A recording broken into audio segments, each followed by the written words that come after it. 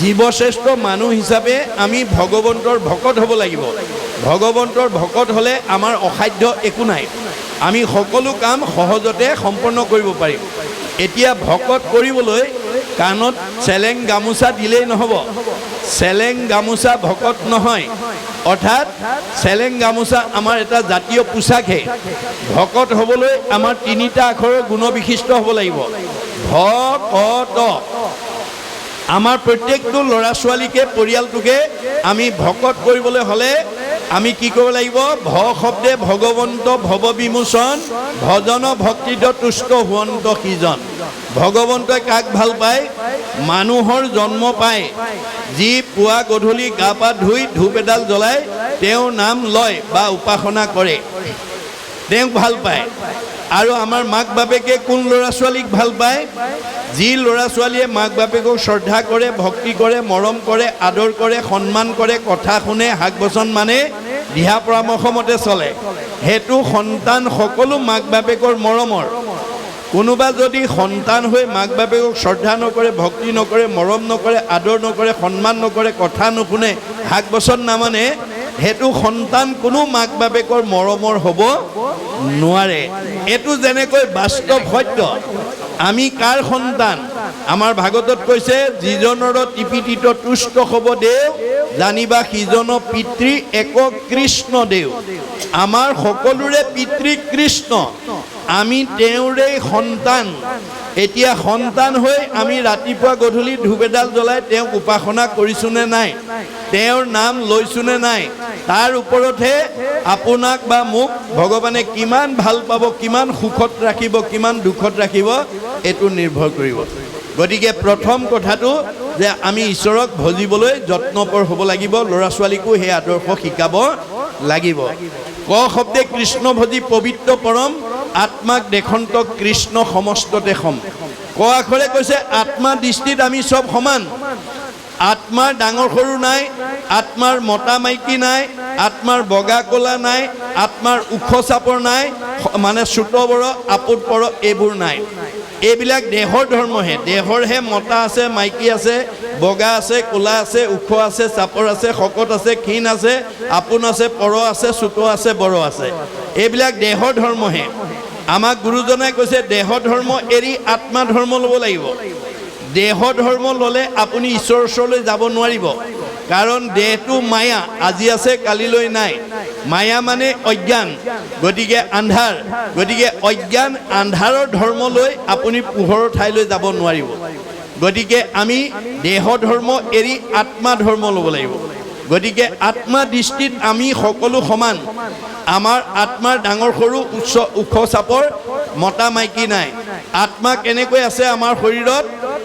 আমাৰ ঋকবেদত কৈছে, কে সাগ্ৰ শতভাগস্য শতাংশ সাদিচাত্মক জীৱ সূক্ষ্ম অৰূপ অয়ং সংঘাতিটো হিচিতগণ। আমাৰ চুলিৰ আগ এটা 10,000 ভাগ কৰি এভাগ ল'লে যিমান সূক্ষ্ম অণু হয়, সিমান সূক্ষ্ম অনুৰূপে আমাৰ গুৰি পৰুৱাত যিমান, হাতীটোতো সিমান। বুঢ়া মানুহত যিমান, কেঁচুৱা ল'ৰাটো সিমান। দেহৰহে ডেকা বুঢ়া, দেহৰহে ডাঙৰ সৰু আছে, আত্মাৰ নাই। এই আত্মা জ্ঞান যেতিয়া আমাৰ হ'ব, তেতিয়া আমাৰ গৃহত শান্তি প্ৰতিষ্ঠা হ'ব। যিগৰাকী শাহুৱেকে আত্মজ্ঞান লৈ বোৱাৰীয়েকক নিজৰ ছোৱালী বুলি ভাবিব, আৰু যিজনী বোৱাৰীয়ে ক আখৰৰ তত্ত্বজ্ঞান লৈ শাহুৱেকক নিজৰ মাতৃ বুলি ভাবিব, সেইখন ঘৰত কেতিয়াও শাহু বোৱাৰী মতভেদ হ'ব নোৱাৰে। মনত ৰাখিব কথাটো।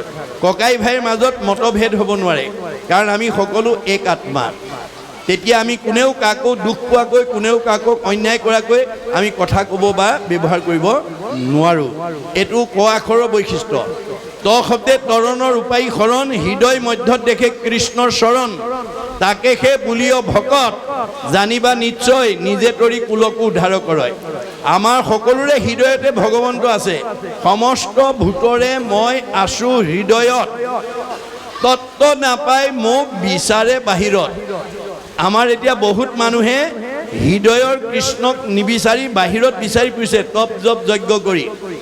তেতিয়াহ'লে এই কৰ্ম মাৰ্গত যাৰ বিশ্বাস হ'ব, ভগৱন্তক আপুনি লগ পাব নোৱাৰিব। কৰ্মত বিশ্বাস যাৰ, হিয়াত থাকন্ত হৰি অতিশয় দূৰহুন্ত তাৰ দূৰতো বিদূৰহুন্ত তাৰ আপোনাৰ হৃদয়তে কৃষ্ণ আছে বহুত দূৰলৈ গুচি যাব তাৰ উদাহৰণটো দ্ৰৌপদীয়ে দেখুৱাই থৈ গৈছে দ্ৰৌপদীক যেতিয়া ৰজস্বলা অৱস্থাত ৰাজসভাত দুষাসনে বস্ত্ৰহৰণ কৰিছিল প্ৰথমতে দ্ৰৌপদীয়ে নিজৰ শক্তি প্ৰয়োগ কৰি কেনেকৈ লজ্জানত অৱস্থাৰ পৰা সমাজত নিজক বচাব পাৰি তাৰ কাৰণে নিজৰ শক্তি প্ৰয়োগ কৰিছিল অৱশেষত দুষাসনৰ হাতত পৰাভূত হৈ তেওঁ ভগৱানলৈ মনত পৰিল এই বিপদত মোক ভগৱানে ৰক্ষা নকৰিলে আৰু ৰক্ষা কৰোতা নাই কিন্তু মাতুতে গণ্ডগোল লগাই দিলে কি বুলি কৈছে হে দ্বাৰকাপতি হে মথুৰাপতি হে যদুপতি তুমি আহা মোক এতিয়া দুষাসনে সমাজত লজ্জানত কৰিব তুমি ৰক্ষা নকৰিলে আৰু মোৰ গত্যন্তৰ নাই হে দ্বাৰকাপতি হে মথুৰাপতি হে যদুপতি আহা চিঞৰি আছে অহা নাই তেওঁ ঘপকে মনত পৰিলে তেওঁতো মোৰ হৃদয়তে আছে মনত পৰাৰ লগে লগে হে হৃদয়ানন্দ তুমি মোক উদ্ধাৰ কৰা নহ'লে গত্যন্তৰ নাই লগে লগে সন্মুখত থিয় হৈ গ'ল তেতিয়া দ্ৰৌপদীয়ে দাবী কৰিছে তোমাক ইমান মাতি আছো তুমি কিয় অহা নাই তেতিয়া কৃষ্ণ কৈছে তোমাৰ গাতহে দুখ তোমাৰ হৃদয়তে মই আছো তুমি হৃদয়ত নামাতি মথুৰাপতি বুলি কৈছা মই মথুৰা পাইছোগৈ দ্বাৰকাপতি বুলি কৈছা মই দ্বাৰকালৈ দৌৰিছো যদুপতি বুলি কৈছা মই যদুগণৰ ওচৰ পাইছোগৈ তুমি যদি আগতেই হৃদয়ানন্দ বুলি ক'লাহেঁতেন বহুত আগতেই মোক লগ পালাহেঁতেন মনত ৰাখিব কথাটো গতিকে আমাৰ হৃদয়তে ভগৱন্ত আছে এই তত্ত্বটো যিজনে পাব সেইজনকে ভকত বুলি কৈছে এজন যদি ঘৰত ভকত থাকে তেওঁ নিজেও তৰিব পৰিয়ালটোকো উদ্ধাৰ কৰিব আৰু যদি এজন অভকত থাকে তেওঁ নিজেও মৰিব পৰিয়ালকো মাৰিব গতিকে আমি ভকত কৰিবলৈ হ'লে এই তিনিটা আখৰৰ বৈশিষ্ট্য প্ৰত্যেকটো ল'ৰা ছোৱালী যাতে চাৰিত্ৰিক বৈশিষ্ট্যত প্ৰকাশ পায় তাৰ কাৰণে মাক বাপেকে চকু দিব লাগিব আপোনাৰ ল'ৰাটো বা ছোৱালীজনী স্কুললৈ যাওঁতে বা ক'ৰবালৈ ফুৰিবলৈ বা কৰ্মলৈ যাওঁতে মাক বাপেকে ক'ব লাগিব বোপাই স্কুললৈ যোৱা মাজনী স্কুললৈ যোৱা হয় কৃষ্ণ বুলি কৈ যাবা দেই ককা বহি আছে ককাক সেৱা এটা কৰি যোৱা আইতাক সেৱা এটা কৰি যোৱা জ্যেষ্ঠজনক সেৱা এটা কৰিবলৈ মাক বাপেকে পৰামৰ্শ দিব লাগিব যি ল'ৰা ছোৱালীয়ে মাক বাপেকৰ পৰামৰ্শ মতে সৰুৰে পৰা জ্যেষ্ঠজনক সন্মান কৰিব সেৱা কৰিব আৰু যাওঁতে কৃষ্ণ বুলি কৈ যাব তেওঁ কৃষ্ণ বুলি কৈ যোৱাৰ লগে লগে তেওঁৰ লগত ভগৱন্ত যায় বুলি ভাগৱতে কৈছে যিটোজনে যায় নাম উচৰি তাৰো পাছে পাছে ভ্ৰমন্ত হৰি বৎসক স্নেহ যেন ধেনু ধাৱে ভজিও জানি হেন হৰি পাৱে গতিকে গাইজনীয়ে যেনেকৈ পোৱালিটো মুখৰ আগত লৈ যায় কৃষ্ণ শব্দ উচ্চাৰণ কৰি যি মানুহ যায় তাৰ পিছে পিছে কৃষ্ণ যায় কেনেকৈ যায় একচিত্ৰ মনে যিটো মহাজনে ফুৰে গুণনাম স্মৰি তাকো ৰক্ষা কৰি ফুৰয় সদায় হাতে কৌমদকী ধৰি কৌমদকী মানে গদা গদা মানে নাম শংখ চক্ৰ গদা পদ্ম গুৰু দেও নাম ভকত গতিকে ঈশ্বৰৰ নামেহে আমাক তৰাব আনে তৰাব নোৱাৰে গতিকে ঈশ্বৰৰ নাম ল'বলৈ এহেজাৰ নামৰ পৰা যিকোনো এটা নাম ক'বলৈ গাবলৈ উচ্চাৰণ কৰিবলৈ আমি ল'ৰা ছোৱালীক শিক্ষা দিব লাগিব কেতিয়া সৰুৰ পৰা মনত ৰাখিব গতিকে যি ল'ৰা ছোৱালী সৰুৰ পৰা ঈশ্বৰৰ নাম ল'ব তেওঁ ভকত হৈ যাব হৰি নাম ঘোষি কলি যুগত নিশ্চয় হুইবেক লোক ভকত যাৰ মুখত ঈশ্বৰৰ হাজাৰটা নামৰ পৰা এটা নাম ওলাব যাৰ এহেজাৰ এফাকি ঘোষাৰ পৰা এফাকি ঘোষা মুখস্থ থাকিব সেইজন ল'ৰাই হওক ছোৱালীয়ে হওক ডেকাই হওক বুঢ়াই হওক বোৱাৰীয়ে হওক জীয়াৰীয়ে হওক তেওঁ ভকত মনত ৰাখিব ঈশ্বৰৰ নাম মুখত নথকাজন অভকত ভকত তৰিব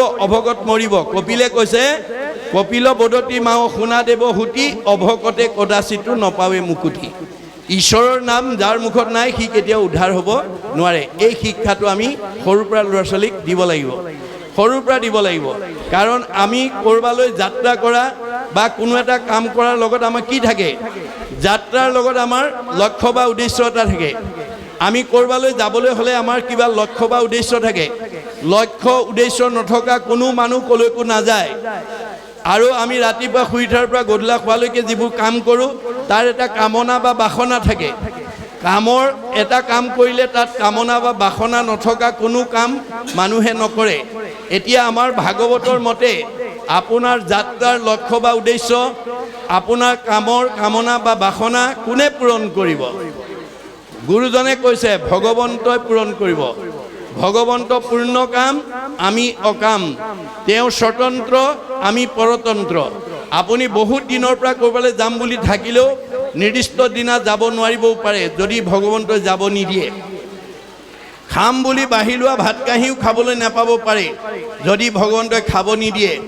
হোম বুলি পাৰি লোৱা বিচনাখনতো শুবলৈ নোৱাৰিব পাৰে যদি ভগৱন্তই শুব নিদিয়ে। তেওঁ স্বতন্ত্ৰ, আমি পৰতন্ত্ৰ। তেওঁ পূৰ্ণ কাম, আমি অকাম। সেইকাৰণে যাত্ৰা আৰু কৰ্মৰ প্ৰাৰম্ভণিতে আমি ঈশ্বৰক অৰ্পণ কৰি কৰ্মবিলাক কৰিব লাগে। যত ধৰ্ম কৰ্ম কৰা কৃষ্ণত অৰ্পণ, দেৱে অপ্ৰয়াসে সিজিবেক প্ৰয়োজন। তেতিয়াহে আপোনাৰ সেই কৰ্মৰ লক্ষ্য উদ্দেশ্য বা বাসনা কামনা পূৰণ হ'ব। ঈশ্বৰক এৰি মই কৰিছোঁ বুলি ভাবি কৰ্ম কৰিলে সমস্ত কৰ্মক মই কৰোঁ বুলি মানে অহংকাৰ বুলি তাকো জানিবা আপোনে। মই কৰিছোঁ বুলি ভাবি কাম কৰিলে কেতিয়াও কামত সাফল্য হ'ব নোৱাৰে, অহংকাৰ আহিব। অহংকাৰে আমাৰ জীৱনলৈ পতন নমাই আনিব। এয়া হৈছে ভাগৱতৰ মত। আৰু অৰ্জুনে সিমানতেই ক্ষান্ত নাথাকি আৰু জানিব বিচাৰিছে কি বুলি? অৰ্জুনে বলন্ত প্ৰভু শুনা নাৰায়ণ, অভকতৰ কি কি গুণ অতি প্ৰয়োজন। যে তিনিটা আখৰ বাদেও আৰু প্ৰয়োজনীয় গুণ ভকতৰ কি থাকিব লাগে? তেতিয়া ঈশ্বৰ এক হন্ত সখী শুনা ধন জয়, অভকতৰ যি যি গুণ থাকিবে লাগয়। হে সখী, ভকতৰ আৰু কি কি গুণ থাকিব লাগে তুমি শুনা। ক্ষমাশীল সমদম ইন্দ্ৰিয় সংযম, এহি পঞ্চতত্ত্ব ভকতৰ আচয়নিয়ম। এই পাঁচটা নিয়ম: ক্ষমা, শীল, সম, দম, ইন্দ্ৰিয় সংযম। এই পাঁচটা ভাল গুণ আমাৰ গাত থাকিব লাগিব। পঞ্চতত্ত্ব যিজনে কৰিব প্ৰকাশ, সেহিহে জানিব ধৰ্ম নামত বিশ্বাস। এই পাঁচটা গুণ যাৰ গাত থাকিব তেওঁহে ধৰ্ম কি, নামৰ মাহাত্ম্য কি বুজি পাব। নেৰি বেক ধনে ধানে মানে আসক্তি, নাপাইবে উদ্ধাৰ সখী যাইবে অধুগতি। ভগৱানে কৈছে, বেদে কৈছে কি বুলি? যি মানুহে মানুহৰ জন্ম পাই কেৱল ধন ধান মান সন্মান সুখ ভোগকে বিচাৰি ফুৰে, সেইটো জীৱ কেতিয়াও উদ্ধাৰ হ'ব নোৱাৰে। বেদে কি বুলি কৈছে? ধায়ত বিষয়ান পুঞ্চ সংগস্তে সুপ্ৰজায়তে, সংগাত সংজায়তে কাম, কামাত ক্ৰোধ বিজায়তে, ক্ৰোধাত ভবতি সন্মোহ, সন্মোহাত স্মৃতি বিভ্ৰম, স্মৃতি ভঞ্চাত বুদ্ধিনাশং, বুদ্ধিনাশাত প্ৰণশ্যতি। যি মানুহে বিনাশী সম্পদৰ কামনা বাসনাৰ বলি হৈ যাব, কামনাত বাধা পৰিলে ক্ৰোধ আহিব, ক্ৰোধ অহাৰ লগে লগে মোহগ্ৰস্ত হ'ব, মোহগ্ৰস্ত হোৱাৰ লগে লগে স্মৃতি নষ্ট হ'ব, স্মৃতি নষ্ট হোৱাৰ লগে লগে বুদ্ধি নষ্ট হ'ব, আৰু বুদ্ধি নষ্ট হোৱাৰ লগে লগে পথ বাচিব নোৱাৰি 84 নৰকত আকৌ জাহ যাব লাগিব। সেইকাৰণে গোকুলত কৃষ্ণই বাল্যকালতে কেইবাটাও অসুৰ বধ কৰি লৈছে। কাৰণ বাল্যকালতে যদি সি অসুৰকেইটা বধ কৰি নলয়, তেতিয়া অনাগত 7-8 বছৰ বয়সত তেওঁ গোপীসকলৰ লগত মহাৰাস কৰিব নোৱাৰে। গোপীসকলৰ লগত কৃষ্ণই যেতিয়া মহাৰাস কৰিছিল তেতিয়া তেওঁৰ বয়স আছিল 7-8 বছৰ। সেইকাৰণে অনংগ কেলি বুলি কোৱা হয়। এতিয়া সেই অসুৰবিলাকৰ ভিতৰত প্ৰথম অসুৰ কাক মাৰিছিল? পুতনা। পুতনাৰ আবিধানিক অৰ্থ দুৰ্গন্ধ, আশা, আকাংক্ষা, কামনা, বাসনা। অৰ্থাৎ আমি কামনা বাসনাবিলাকক যেতিয়ালৈকে মাৰিব নোৱাৰিম তেতিয়ালৈকে আমি গতি পাব নোৱাৰিম। গতিকে বিষয়ত অতি আসক্তি হল যাৰ, কৃষ্ণক পাইবাৰ আশা নিৰ্বতিলতাৰ। যি মানুহে বিষয় সুখত, ইন্দ্ৰিয় সুখ ভোগত যি আসক্ত হৈ যায়, তাৰ কৃষ্ণক পাবৰ কাৰণে সি বহুত দূৰ আঁতৰি যাব লাগিব। কিয়? মানে যেন বায়ু বস্ত্ৰ নিয়ে পশ্চিমে উৰুৱাই, পূবক খেদিলে জানো সিটো বস্ত্ৰ পায়। বতাহে আপোনাৰ গামোচা বা চেলেংখন পশ্চিম ফালে উৰুৱাই নিছে, পশ্চিম ফালে উৰুৱাই নিয়া গামোচাখন বা চেলেংখন পাবৰ কাৰণে যদি পূব ফালে দৌৰি থাকে, কোনোবা দিনাখন জানো পাব? নাপায়। গতিকে আপোনাৰ মনটো যেতিয়া বিনাশী সম্পদৰ ফালে আগবাঢ়ি যাব তেতিয়া অবিনাশী ভগৱন্তত ভক্তি কৰিব নোৱাৰিব। সেইকাৰণে প্ৰথম অসুটো কামনা বাসনা, যিটো আমাৰ জন্মগত ইনবৰ্ণ যিটো আমাৰ কামনা বাসনাৰ আসুৰিক প্ৰবৃত্তি, সেইবিলাকক আমি সৰুৰ পৰাই মাৰিবলৈ যত্ন কৰিব লাগিব। তেতিয়াহে আমাৰ অনাগত দিনত সেই ল'ৰাটো বা ছোৱালীজনী এজন ভকত বা সৎ লোকৰ অধিকাৰী হ'ব। গতিকে যি মানুহে আশাত বন্দী হৈ যায়, কামনা বাসনাত বলি হৈ যায়, সেই মানুহক একো বস্তুৰে জোৰা নমৰা হয় বুলি ভাগৱতত বৰ্ণনা কৰিছে। যত দিব্য ঘৰ বাৰী বস্ত্ৰ অলংকাৰ সবেও নুপুৰে মন একলোভিয়াৰ। যাৰ মনটোত বিনাশী ধন ধান টকা পইচা গাড়ী মটৰ পকা ঘৰ দুৱাৰ ইন্দ্ৰিয় সুখ ভোগত যাৰ মনটো আসক্ত হৈ যাব, তাক একো বস্তুৰে জোৰা নমৰা হ'ব। সি সদায় অসন্তুষ্ট হৈ থাকিব। অসন্তুষ্ট প্ৰাণীৰ নখন্দে মন দুখ, তলুইকৰ লক্ষ্মী পাইলে নাহি তাৰ সুখ। যাৰ মনটো অসন্তোষীয়া তাক তলুইকৰ সম্পত্তিও সুখ দিব নোৱাৰে। এতিয়া উপায় কি হ'ব? উপায় ভাগৱতে দিছে, যেহি পাৱে তাতে মহাতুষ্ট হুৱে মন, তেবেশে বিপ্ৰৰ তেজ বাঢ়ে অনুক্ষণ। যে আপোনাক ভগৱন্তৰ পূৰ্ব পুণ্যৰ ফলে এই মাধুৰী মলা গাঁৱত আপোনাক অৱস্থান কৰি কিবা কৰ্মৰ কাৰণে আপোনাক দিছে। আপুনি কৰ্ম কৰি যিটো ফল পাইছে, ভকতিৰ দ্বাৰা সন্তুষ্ট হৈ সুখে দুখে মুখে জুনো চাৰে ৰাম নাম।